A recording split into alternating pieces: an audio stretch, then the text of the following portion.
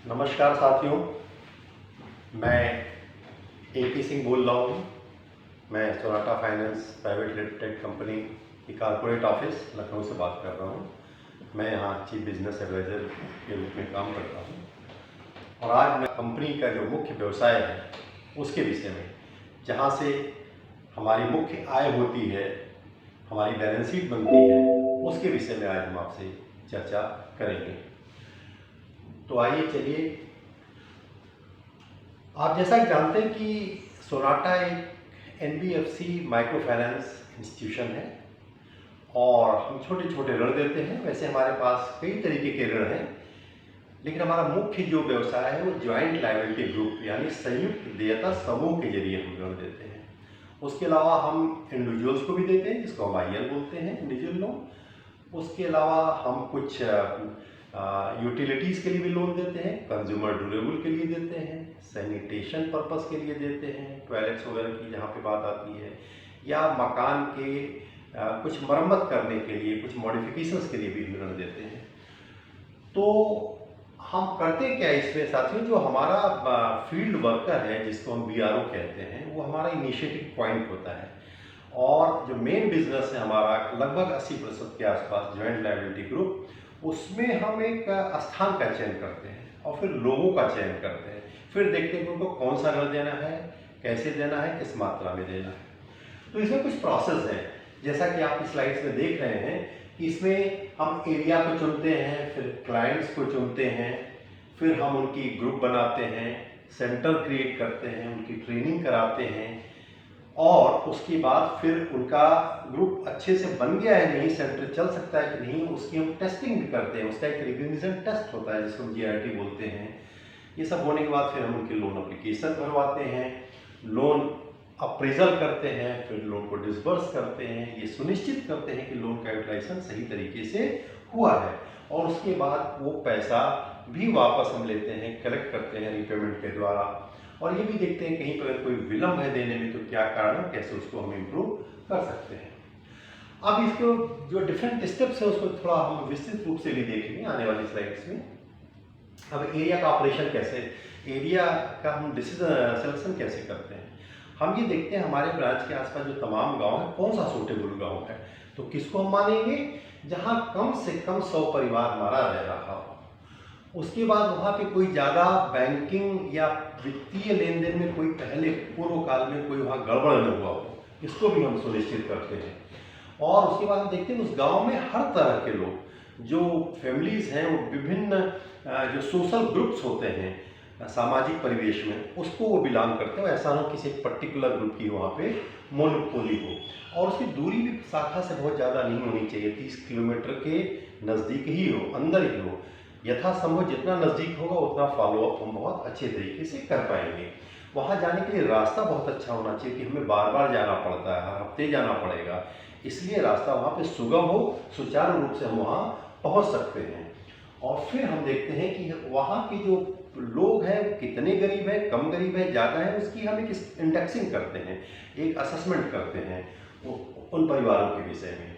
और इस प्रकार अब इंडेक्सिंग करते समय हम ये देखते हैं कि मुख्य आधार क्या है, कि जो आदमी है, वो परिवार है, कैसे मकान में रह रहा है, पक्का मकान है कि कच्चा मकान है। पक्का मकान है तो दीवारें कैसी हैं, पक्की हैं, तो क्या उस पर प्लास्टर भी हुआ है या नहीं हुआ है, या कच्ची दीवारें हैं। छत है तो छत कैसी है, क्या कंक्रीट की है, वो बहुत अच्छा माना जाएगा। फिर पटिया लगी हुई है, धरनी लगी हुई है, या फिर उस पर केवल छप्पर पड़ा हुआ है, तो उसके हिसाब से तमाम आप देखेंगे, स्कोर हमें अलॉट करते हैं, फिर फाइनल उनका हम इंडेक्स निकालते हैं।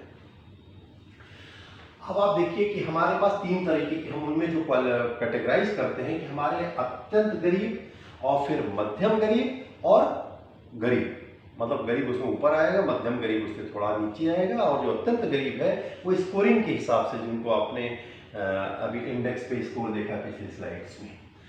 अब इसके हिसाब से अगर 8 स्कोर है, ऊपर है, तो ये हमारा पुअर में माना जाता है। हमारा एक अवधारणा जो हम लोगों ने अपनी कंपनी में बनाई है, 3 है उससे नीचे है तो बहुत गरीब माना जाएगा, और बीच का जो है आप देख रहे हैं 5-6 के आसपास है तो वो मध्यम गरीब माना जाएगा। और हम प्रेफर ये करते हैं, फोकस करते हैं कि जो मध्यम गरीब है या ज़्यादा गरीब है उसी को हम ऋण दें, कि उसको ज़्यादा आवश्यकता है, ताकि वो एक आर्थिक उन्नति कर सके, अपनी इनकम जनरेटिंग एक्टिविटी को टेकअप करके अपनी इनकम को, आय को बढ़ा सके। और ऐसे ही गाँव को हम चुनते हैं। अब किसको हम देंगे, देखते हैं कि उन गाँव में उन परिवार की, हमारा 100% महिलाओं को ही हम देते हैं। जो उनकी एज एक इम्पॉर्टेंट चीज़ है, 21 से कम नहीं होनी चाहिए, कि उसके नीचे भी फिर वो लीगली वैलिड नहीं होती हैं। इसलिए उनको 21 साल की उम्र होनी चाहिए और 55 से ऊपर भी नहीं होनी चाहिए, कि बहुत ज़्यादा उम्र होने पे फिर पाया जाता है कि ऋण वापस करने में स्वास्थ्य संबंधी दिक्कतें आती हैं। तो 21 से 55 वर्ष के बीच के लोगों को, महिलाओं को हम ऋण देते हैं। उसके बाद हम ये देखते हैं कि कितना दूर होना चाहिए। जो हमारा सेंटर है वहाँ से हम देखते हैं कि अगर शहरी क्षेत्र है तो 200 मीटर और गांव का क्षेत्र है तो 400 मीटर से ज़्यादा दूर उसका घर नहीं होना चाहिए, नहीं तो उसको आने जाने में दिक्कत होगी। उसके बाद हम उसकी महिलाओं को हमने छांट लिया, फिर हम उनकी कंटिन्यूअस ग्रुप ट्रेनिंग करते हैं, CGT जिसको बोलते हैं। हम आगे बताएंगे इसमें हम क्या क्या करते हैं। 4 दिन लगातार BRO हमारा जाएगा, बैठेगा, उनसे बातें करेगा। 5वें दिन ब्रांच मैनेजर साहब या कोई और एथराइज्ड आदमी वो जाएगा, उन महिलाओं के साथ बैठेगा, उनका घर देखेगा, गांव को देखेगा, और फिर ये निश्चित करेगा कि जो ग्रुप बना है वो सही रूप से बना है। सारे पेपर्स चेक करने के बाद फिर उसको अप्रूव करेगा, और फिर हम आगे जो है जब GRT हो गया तो उसके 5 दिन बाद एक मोटा मोटा अंदाजा है कि फिर हम मीटिंग करते हैं और फिर ऋण देने की प्रक्रिया को हम प्रारंभ करते हैं। एक चीज और है कि जो पूरा ग्रुप है, ये ज्वाइंट लायबिलिटी ग्रुप, संयुक्त देयता समूह, सबकी जिम्मेदारी होती है कि एक भी आदमी अगर ऋण देने में विलंब कर रहा है तो सब लोग मिलजुल करके प्रयास करके उसको प्रोत्साहित करके उसकी मदद करके ऋण को सुनिश्चित करेंगे। यही एक हमारी स्पेशलिटी है इस तरह की फाइनेंसिंग में JLG के जरिए। अब हम इसमें देखेंगे आप क्या क्या एक्टिविटीज करते हैं। प्रथम दिन, द्वितीय दिन, तृतीय दिन, चतुर्थ दिन, ये किसमें, कंटिन्यूअस ग्रुप ट्रेनिंग जो हमारा BRO, जैसे अब आप जब सेंटर बनाएंगे तो ये काम आप करेंगे। हम उसमें सोनाटा कंपनी के विषय में बात करते हैं, फिर हमारी कंपनी का जो मिशन है, विजन है वो बताते हैं, और फिर उनसे हम एक वर्बल, यहाँ पे जैसे हम बात करते हैं वर्बल कॉन्ट्रैक्ट का मतलब एक हम कमिटमेंट लेते हैं, एक शपथ लेते हैं कि हम सही रूप से ऋण लेंगे, सही काम के लिए लेंगे, उसको यूज़ करेंगे और समय से पैसा लौटाएंगे। इस तरह के हम कमिटमेंट करते हैं, और फिर हम ग्रुप का जो है सेंटर बनाते हैं, फिर अप्लीकेशंस भरवाने के विषय में, और फिर लोन डिसबर्समेंट करने के विषय में, और इंश्योरेंस की भी जो फैसिलिटीज़ हैं इन सारी विषय में हम उनकी चर्चा करते हैं। दूसरे दिन फिर बैठेंगे तो पहले अटेंडेंस सबकी ले ली गई, वहाँ पर अटेंडेंस रजिस्टर होता है, इसलिए सबको अटेंडेंस हाथ से हस्ताक्षर करना सिखाया जाता है। और फिर पिछले दिन क्या वार्ता हुई थी उसकी हम लोग चर्चा कर लेते हैं। फिर डॉक्यूमेंट्स के विषय में हम बातें करते हैं। फाइनेंशियल लिटरेसी जो वित्तीय साक्षरता, उसमें सबसे प्रथम काम होता है पे हस्ताक्षर आप कर सकते हैं, फिर आप पढ़ सकते हैं, लिख सकते हैं, समझ सकते हैं। बैंक की जो स्कीम्स है या सोनाटा की जो स्कीम्स है उसके विषय में आप समझ सकते हैं, इसी विषय में बताया जाता है। हमारे जो लोन प्रोडक्ट क्या है, और एक चीज़ और है कि ग्रुप के जो मेंबर्स होते हैं उनकी जो लीडरशिप होती है वो रोटेट करती है। मतलब आज इस बार ये है तो अगली बार रमा देवी होंगी, अगली बार फिर सीता देवी होंगी, ताकि सब में एक लीडरशिप क्वालिटी डेवलप हो, सबकी जिम्मेदारी हो, संयुक्त देयता का भाव बना रहे, और एक फाइनेंशियल मैनेजमेंट की कैपेबिलिटी भी उनकी इम्प्रूव करे। थर्ड डे भी इन्हीं सब को करने के साथ साथ फिर हम क्लाइंट का रजिस्ट्रेशन करते हैं, और लोन डिसबर्समेंट प्रोसेस के विषय में हम उनको बताते हैं। क्रेडिट डिसिप्लिन बहुत इंपॉर्टेंट है कि पैसा उतना ही लीजिए जितना ज़रूरत है, जितना लिया पूरा उपयोग करिए, और उसके बाद समय से पैसा लौटाइए। उसके बाद JLG की हम बातें करते हैं, ग्रुप रिकग्निशन की बातें उनको बताएंगे, देखो हम ट्रेनिंग करें, इसके बाद तुम्हारा ये ग्रुप का परीक्षण होगा कि ग्रुप सही रूप से बन गया है, तब इसको ऋण प्राप्त होगा। चौथे और अंतिम दिन भी CGT में हम ये सारे काम करने के अलावा हम ये भी एक बात उनसे लेते हैं कि आपका जो डाटा है, आपकी विषय जो जानकारी है, हमारी कंपनी दूसरी कंपनियों के साथ शेयर कर सकती है जो सरकार के प्राविधान से नियम है उसके अंतर्गत।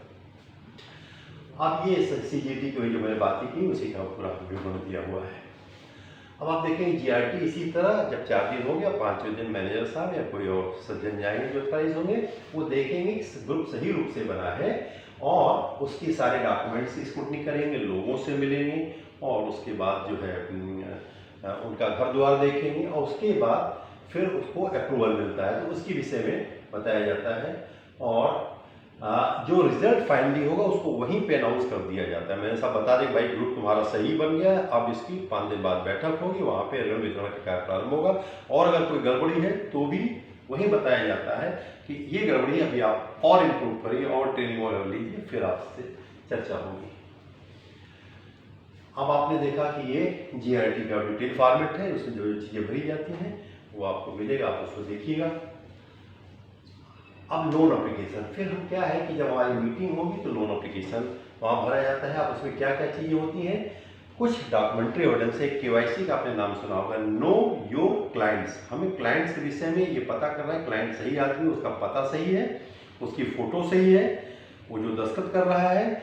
इस प्रकार हम उसकी क्या क्या गवर्नमेंट अप्रूव डॉक्यूमेंट या आधार की कॉपी है, एक हम 2 लेते हैं, एक तो आधार लेंगे, आधार के साथ साथ दूसरा भी एक डॉक्यूमेंट लेते हैं, चाहे वो फोटो आईडी हो जाए, वोटर आईडी हो जाए या राशन कार्ड हो जाए, मनरेगा का कार्ड हो जाए या पैन जो इनकम टैक्स से रिलेटेड है, परमानेंट अकाउंट नंबर, उसका कार्ड हो जाए। उसी के साथ हम एक जॉइंट पासपोर्ट साइज फोटो लेते हैं। जैसा कि आप जानते हैं कि महिला को हम लोन देते हैं लेकिन उसके पति को भी अब को-बारोबर सह ऋणी के रूप में रखते हैं, तो एक जॉइंट उनकी फोटो हम उस पर लेते हैं। और डिमांड प्रॉमिसरी नोट एक होता है, ऋण स्वीकृत के साथ हम उनसे कमिटमेंट लेते हैं, वचन लेते हैं डिमांड प्रॉमिसरी नोट में, उसको साइन करवा के हम उनसे लेते हैं। और ये भी एक डॉक्यूमेंट लेते हैं कि हमने ये सारी चीज़ें उनको जो है उसकी एक रिसीट जो है वो भी हम बारोवर को देते हैं जिसमें दस्तखत की जाती है और इसको सारी चीज़ों को कंपनी एक्नॉलेज करती है कि आपसे मैंने ये डॉक्यूमेंट लिया और अब हम आपको इस तरह का ऋण प्रदान कर रहे हैं। अब आपने देखा कि इसी तरह एक फॉर्म होता है जिसमें सदस्यों की आधारभूत सूचनाएं, जो आप कहते हैं कि बेस लाइन जो डाटा होता है, तो उसका नाम, पता, घर का सारा विवरण, ये फॉर्मेट दिया हुआ जो हमने चर्चा की वो सारा इसमें भरा जाता है। फिर इसी तरह एक पीपीआई है, हमारा जो पॉवर्टी इंडेक्स पे हम कम गरीब हैं, ज़्यादा गरीब हैं, मध्यम गरीब हैं, इसको जैसा कि मैंने पहले चर्चा की उनके मकान को और चीज़ों को देखते हुए डिसाइड करते हैं, स्कोरिंग करते हैं। तो उसका एक ये फॉर्मेट है, परिवार के सदस्यों को, मुखिया कौन है, उसका शिक्षा का स्तर क्या है, आमदनी कैसे हो रहा है, एग्रीकल्चर से हो रहा है या किसी और चीज़ से हो रहा है, उसके बाद खाना बनाने के लिए गैस यूज़ हो रही है, लकड़ी यूज़ हो रही है, इस तरह की कई चीज़ें हैं, उनके घर में सिलाई मशीन है कि नहीं, मोबाइल है कि नहीं है, इस तरह की आने जाने का साधन क्या है, इन सब चीज़ों के आधार पे हम इसको डिसाइड करते हैं। विवरण आपका दिया वो फॉर्म आप देखेंगे तो आपको ज़्यादा विस्तृत रूप से इसके विषय में जानकारी होगी। अब आप व्यापार मित्र ऋण आवेदन पत्र, ये एक फॉर्म है जो इंडिविजुअल लोन दिया जाता है उसमें भरा जाता है। इसमें भी इसी तरह की सारी जानकारी हम आवेदक के विषय में भरते हैं। उसकी यहाँ पे जो एक फोटो भी लगाई जाती है, परिवार का पूरा विवरण लिया जाता है, व्यवसाय का पूरा विवरण लिया जाता है, सारे फॉर्मेट के हिसाब से उसको भरना पड़ता है। इसी तरह ज्वाइंट लायबिलिटी ग्रुप की जो मैंने पहले चर्चा की थी उसका एक ये फॉर्मेट है ऋण आवेदन का, जिसमें सभी आवश्यक चीज़ें, आवश्यक डिटेल यहाँ पे भरे जाते हैं कि आवेदक का नाम क्या है, उसके पति का नाम है क्या है, किस उद्देश्य के लिए लिया जा रहा है, सेंटर कहाँ पे है, उसके पास क्या लायबिलिटी है, पहले से उसके ऊपर कितना ऋण बकाया है अगर उसने लिया है तो। और इस प्रकार ये सारा डिटेल लेने के बाद फिर ये होता है कि कितना उसने लोन अप्लाई किया है, कितना क्या बीमा कराया जाएगा, कितने की इंस्टॉलमेंट्स होगी, क्या रेट ऑफ इंटरेस्ट होगा, ये सारे विवरण इसमें भरा जाता है। और उसी के साथ हम एक सहमति कंसेंट लेटर लेते हैं बारोवर से, जिसमें उसकी अपनी रजामंदी बताता है किस चीज़ के लिए, कि मेरी फ़ोटो आप शेयर कर सकते हो और मेरी जो वित्तीय जानकारी है, मेरी केवाईसी डिटेल, इसको आप साझा कर सकते हो किसके साथ, जो हमारी दूसरी क्रेडिट इंफॉर्मेशन के लिए जो हमारे ब्यूरोज बनाए गए हैं, जो सरकार के नियम के तहत सेटअप हुए हैं, ताकि ये आज के दिन में ये पता चल जाता है कि किसी व्यक्ति ने कितनी संस्थाओं से कितना ऋण दिया है और उसमें लिया हुआ है, कितना बकाया है। तो इसलिए सारी इंफॉर्मेशन साझा करने के लिए हमें आपकी अनुमति लेनी, बारोवर की अनुमति लेनी जरूरी होती है। अब आप देखेंगे इसी तरह ये ग्रुप गारंटी है, आपसी जमानत, ग्रुप गारंटी, यही ताकत है। माइक्रो फाइनेंस इंस्टीट्यूशन की जो ऋण देते हैं हमारी रिकवरी लगभग 7% होती है, उसमें 12,000 मेंबर्स हैं। हम जानते हो कि वैसे तो बहुत से ग्रुप होते हैं 5 के, 10 के, 15 के, 20 के, 20 से ज़्यादा नहीं हो सकते क्योंकि फिर वो लीगल प्रतिबंध है, फिर उसको रजिस्टर्ड होना पड़ता है। सोनाटा ने कहा है कि 10 से नीचे होंगे वो छोटे ग्रुप हो जाएंगे, उसमें अच्छा व्यवसाय नहीं हो पाएगा, कास्ट ज़्यादा आएगी, इसलिए 10 से 20 के बीच में हम लेते हैं। और आप देखिए यहाँ पे उन सारे मेंबर्स का हम नाम लिखते हैं, विवरण लिखते हैं, उनसे दस्तखत लेते हैं कि एक ने भी अगर पैसा वापस समय से नहीं कर पाया, हम सब लोग ये सुनिश्चित करेंगे कि पैसा कंपनी का वापस आए। उसी तरह आपने देखा client insurance and declaration form. अब जो हमने बताया कि जो लोन की अमाउंट है पूरी राशि, उस पर हम इंश्योरेंस कराते हैं, किसकी कराते हैं? बारोवर की, जो हमारा ऋणी है, और जो सह ऋणी है, को बारोवर, उसका पति, दोनों की। खुदा न करे कि ऐसा कुछ हो जाए उनके साथ, लेकिन अगर ऐसा कुछ होता है तो उनके जीवन के साथ, तो ऐसा पूरा इंश्योरेंस से मिल जाए। अपना लोन जो बकाया है उसको पूरा करने के बाद जो पैसा बचता है, जो उसने पहले से रीपे कर चुका है बारोवर, वो हम उसको उसके नॉमिनी को वापस दे देते हैं। और इसीलिए उस पर एक फॉर्म पे भराया जाता है कि आपकी आकस्मिक मृत्यु की स्थिति में ये पैसा इंश्योरेंस का किसको दिया जाए, वो अपनी सहमति देता है बारोवर। अब लोन प्रपोजल मैंने आपसे बताया कि चूंकि इसमें काफ़ी रिस्क होता है, तो हम क्या क्या चीज़ें देखते हैं कि कितना ऋण देना है, किस पर्पस के लिए देना है, उस बारोवर की रीपेइंग कैपेसिटी कितनी है, रीपेइंग कैपेसिटी कैसे पता चलेगी, उसकी इनकम कितनी है, खर्चा घर का कितना है, पहले का ऋण बकाया कितना है, किससे लिया है, और नया ऋण लेने जा रहा है, तो इसकी भी पूरी वसूली समय से हो सकती है कि नहीं। ये माना गया एक अनुमान है कि आपकी मान लीजिए 500 रुपया प्रतिदिन इनकम है, तो 250 रुपये आपको आधा 50% खाने पीने में खर्चा होगा, केवल 250 रुपये यानी 50% इनकम से ही आप पुराने लोन और नए लोन जो आप लेने जा रहे हैं उसकी आप सर्विसिंग कर सकते हैं, पैसा लौटा सकते हैं। तो हमारी किस्त उससे ज़्यादा नहीं होनी चाहिए, चाहे वो पाक्षिक आधार पे हो, साप्ताहिक आधार पे हो या मासिक आधार पे हो।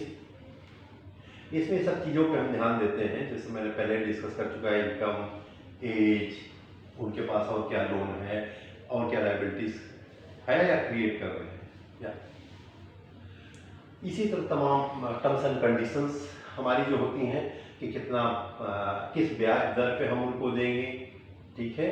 और हम अगर वो पैसा समय से पहले 2 साल के लिए 1 साल में लौटाना चाहते हैं लौटा सकते हो, कोई पेनल्टी हम नहीं लगाएंगे।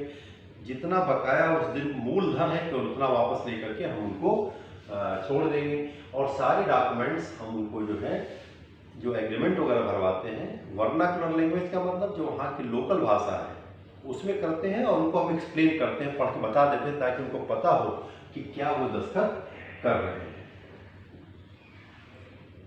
इसी प्रकार लोन अप्रेजल प्रोसेस, जो मैंने कहा कि लोन में सारी चीज़ करते हैं, सेंटर बन गया, फार्म भर गया, KYC उनका हमने चेक कर लिया, फिर उनकी विजिट हमने कर ली, बातचीत करके डिसाइड कर लिया कितना लोन उनको देना है, फिर उसका एक अप्रूवल होता है क्रेडिट का है, और उसके बाद फिर अप्रूवल होने के।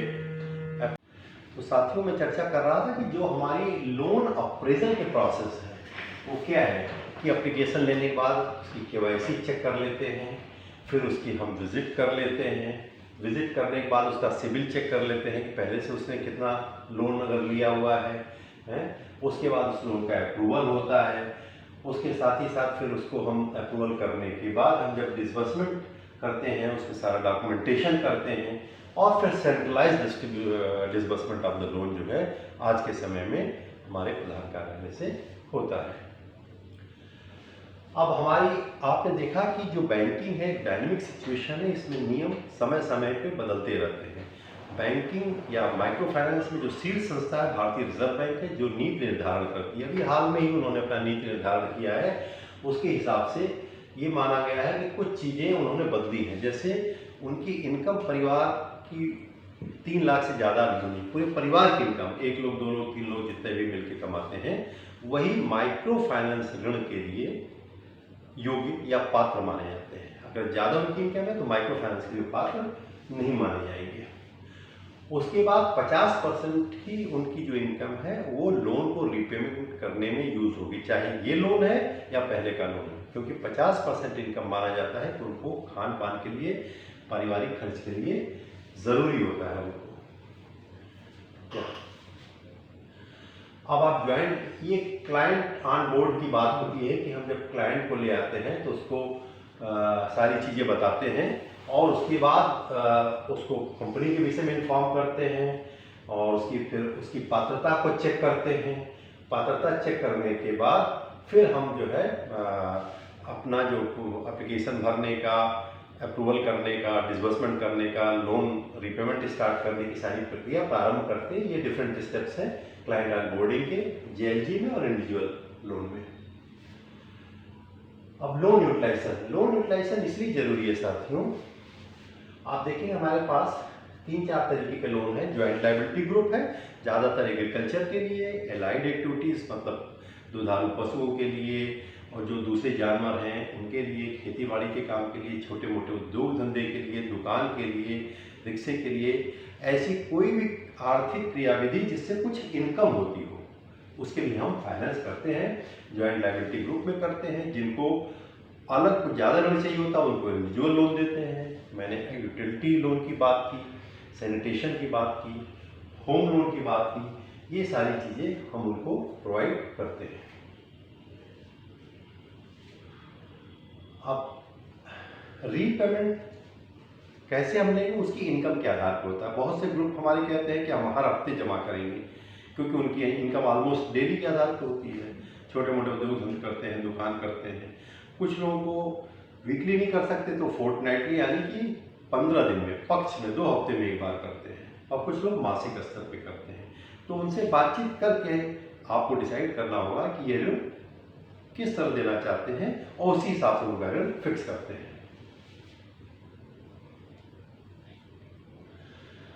अब इसमें आप देखेंगे कि कई बार ऋण वापस नहीं आ पाता है, कभी कभी फ्रॉड हो जाता है, एम्बेजलमेंट हो जाता है। तो हम बहुत ध्यान देते हैं चीज़ों पे कि कैश मैनेजमेंट, आप देखते हैं कि हमारा staff as per rule cash नहीं टच करता है। बार आपस में पैसा इकट्ठा करते हैं, एक आदमी जाकर के उसको या तो बैंक में जमा करता है या सोनाटा की ब्रांच में जमा करता है। अगर उसने जमा नहीं किया तो आप उसको प्रेरित करते हैं मीटिंग के समय कि वो पैसा इकट्ठा करके जाकर के बैंक में जमा कर दे।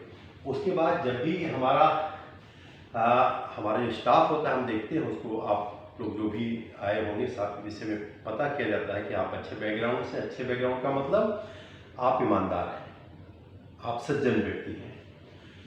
उसके बाद हमारी जो ब्रांचेज होती है वहाँ पे आप देखेंगे कई जगह पे आपको सीसीटीवी नज़र आएंगे, लोकेशन उसकी अच्छी जगह पे है, कहाँ चोरी चमारी का डर न हो, धोखाधड़ी या डकैती का या दीवार तोड़कर चोरी करने का डर न हो।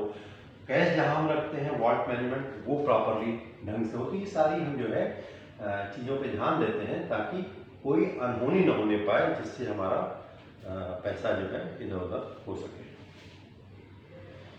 अब टर्म्स एंड कंडीशंस, जैसा कि मैंने पहले कहा कि हम क्या लेंगे, जो भारतीय रिजर्व बैंक ने कहा कि और मुझसे 1% प्रोसेसिंग फीस ले सकते हैं जितना लोन ले रहा है, उस पर जो जीएसटी सरकार के नियम वो ले सकते हैं, इंश्योरेंस का प्रीमियम ले सकते हैं, जो लोन देते हैं उसी में से हम इसको काट लेते हैं।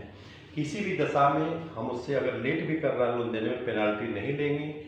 प्री पेमेंट यानी 2 साल का लोन हो वो 6 महीने, 1 साल, 1.5 साल, जब चाहे पूरा पैसा वापस लौटा सकता है। जितना समय बचा रहेगा उसका ब्याज हम उससे नहीं लेंगे। किस्त लौटाने की स्थिति वीकली मतलब साप्ताहिक या पाक्षिक या मासिक हो सकती है, उसकी सुविधा के हिसाब से। हम उससे कोई भी कोलेट्रल गारंटी नहीं लेते हैं जो माइक्रो फाइनेंस के लोन होते हैं। केवल हमारे जो बड़े लोन कुछ हैं जो हम MEL बोलते हैं, माइक्रो एंटरप्राइज लोन, के उसी पे कोई कोलेट्रल लिया जाता है। बाकी हमारे JLG IL वगैरह पे हम कोई कोलेट्रल नहीं लेते हैं। और हाउस होल्ड इनकम की जो RBI की गाइडलाइंस मैंने डिस्कस की कि 3 लाख से ज़्यादा उनकी नहीं होनी चाहिए। और क्रेडिट इंफॉर्मेशन ब्यूरो से भी हम उनका सारा डिटेल ले लेते हैं ताकि बहुत ज़्यादा ऋण उनको न मिल जाए, नहीं तो फिर उनको देने में दिक्कत होगी। इसी प्रकार पहली साइकिल में जैसा कि आप देख रहे हैं कि 50,000 तक हम उसको ऋण देते हैं और 50% से इनकम से ज़्यादा उनकी जो है लोन रीपेमेंट में खर्च नहीं होना चाहिए। उनकी इनकम परिवार की 3 लाख से ज़्यादा की नहीं होनी चाहिए।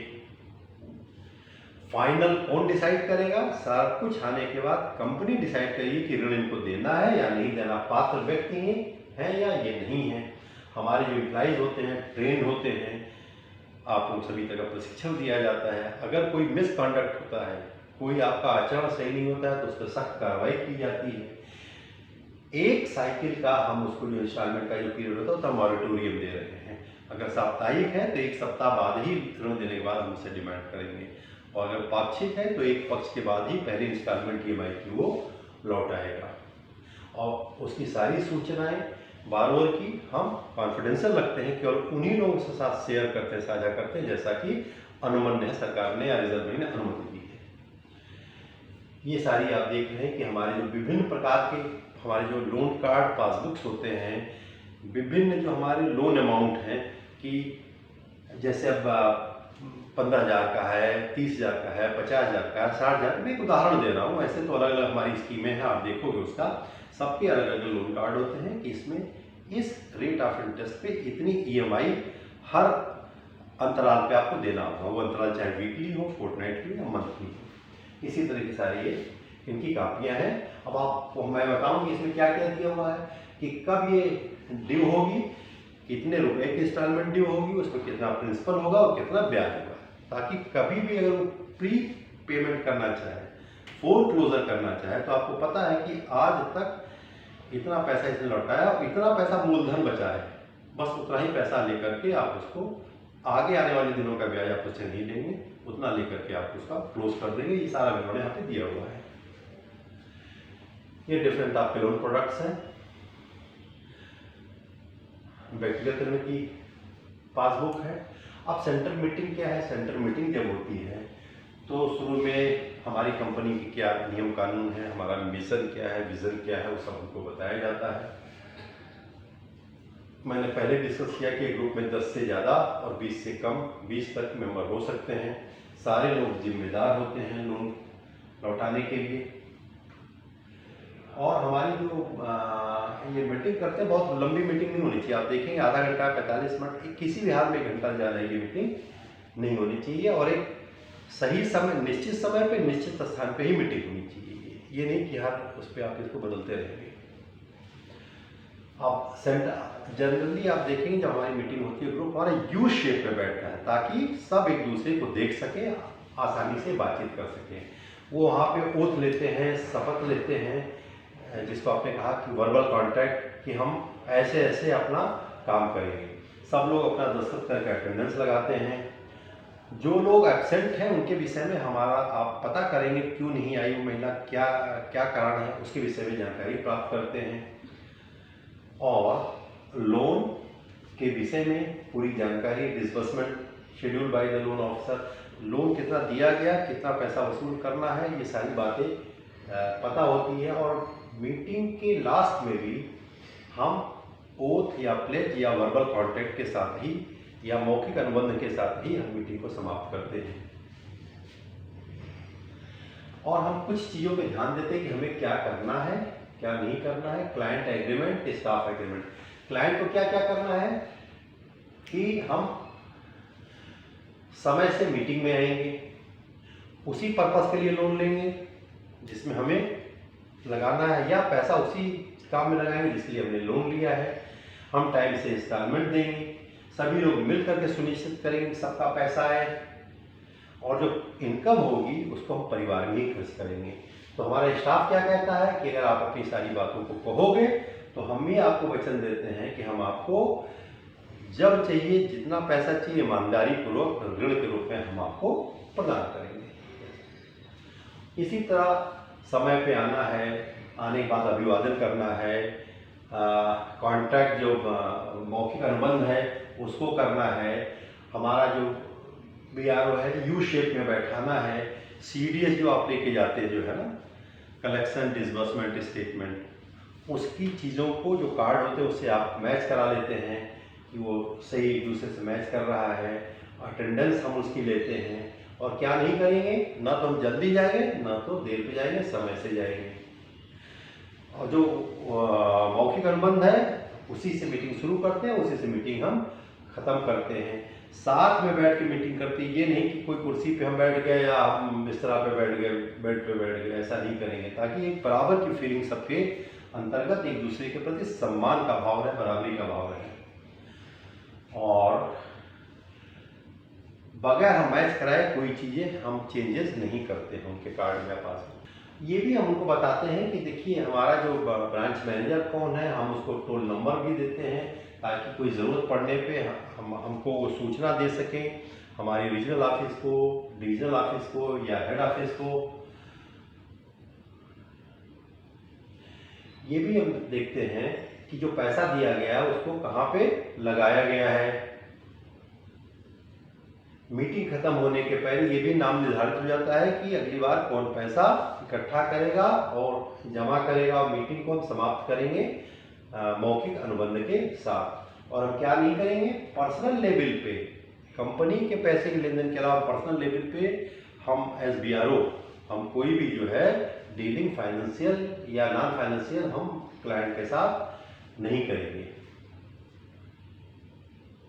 और आप स्वयं जाकर के पैसा लेकर के, कैश लेकर के हम वहाँ से नहीं आएंगे उनसे कलेक्ट करके, वो उनका काम है कि वो सोनाटा के ब्रांच में या बैंक के ब्रांच में सीधे जमा करें। और हमारा जो मौखिक अनुबंध है उसके साथ हम इसको मीटिंग को समाप्त करेंगे।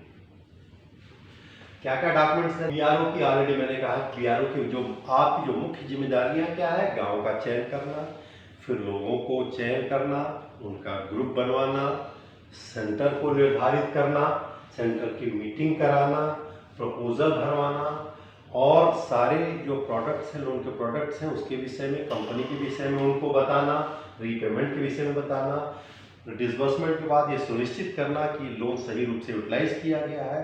अगर बकरी खरीदने के लिए लोन दिया गया है तो बकरी खरीदेगी महिला तभी ऋण वापस करेगी। अगर उसने पैसे को कहीं और दुरुपयोग कर लिया तो ऋण समय से वापस नहीं कर पाएगी। इसलिए लोन यूटिलाइज हुआ कि नहीं इसकी हम मॉनिटरिंग करते हैं, और पैसा को वापस दिलाने में भी हम कलेक्शन कराने में मदद करते हैं, और एक अच्छा रिलेशनशिप अपने कस्टमर से हम SBRO के रूप में बना के रखते हैं। तो साथियों, इस प्रकार हमने एक संक्षिप्त यात्रा की कि हमारा जो बिजनेस है उसमें जो joint liability group, individual loan जो हमारे हैं, और भी जो हमारे होम लोन है या सैनिटेशन लोन है, यूटिलिटी लोन, उसके विषय में हमने एक संक्षिप्त चर्चा आपसे की। इसके एक एक टॉपिक्स पे जो इम्पोर्टेंट टॉपिक्स हैं उस पर अलग से हम आपसे चर्चा किसी और समय पे करेंगे। बहुत बहुत धन्यवाद। Thank you.